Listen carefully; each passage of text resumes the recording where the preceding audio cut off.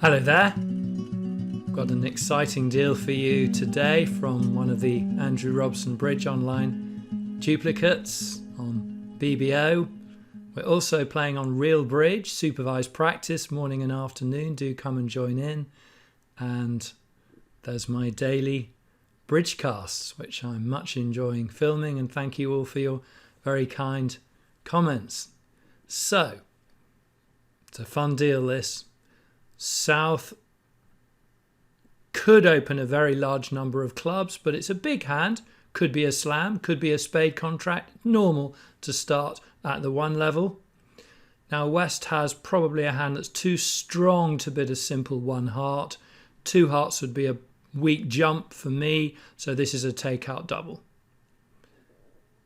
North's going to give a gentle preemptive boost to two clubs. Now what do you think East should do? The double's been cancelled, so East doesn't have to speak, but East has 6 working points, 4-4 in the majors. There's a call for this hand. It's a double.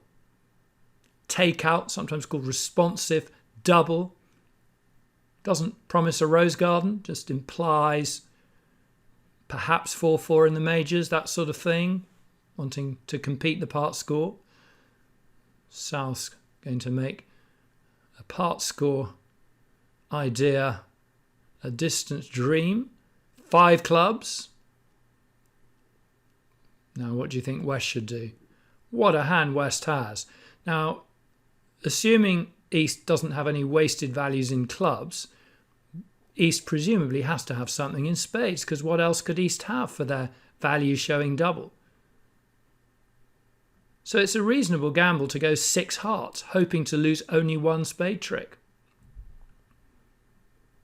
Pass. Pass.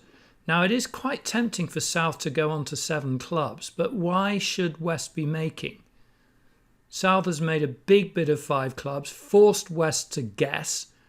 Why has West guessed correctly? I mean, sure, 7 clubs doubled is going to be very cheap, but why are they making? Could be a phantom sacrifice. So it is perfectly reasonable for South to pass and hope West guessed wrong to bid 6 hearts. So that is the contract we're going to play. 6 hearts, club lead, and now the challenge for declarer is to restrict their spade losers to only 1. So declarer, we're roughing the first trick, and we're going to draw the trumps, not too arduously. And now we're going to play out the diamonds.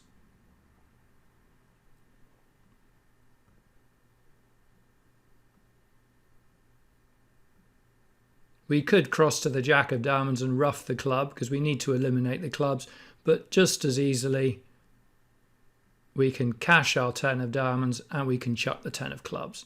So we've eliminated the diamonds, we've eliminated the clubs, and now we have got to the crunch point. And there are 2 ways to go about doing this.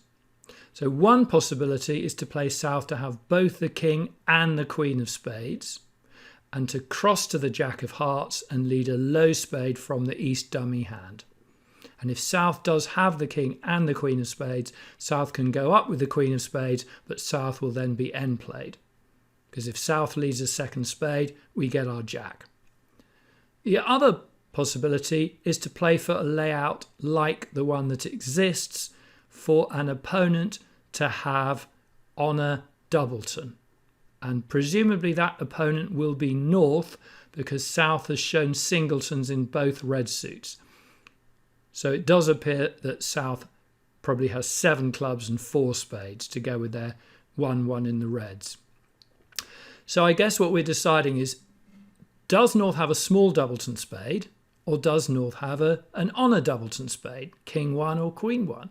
And it is a bit of a guess, let's be honest. It is a bit of a guess. But South won the first club trick with the queen, or tried to win it with the queen. So it does appear South has ace, king, queen of clubs. And if South had the king and the queen of spades as well, that would be such a powerful hand. That would be a 3-loser hand. And it would also mean North had nothing at all, just a jack to raise to 2 clubs.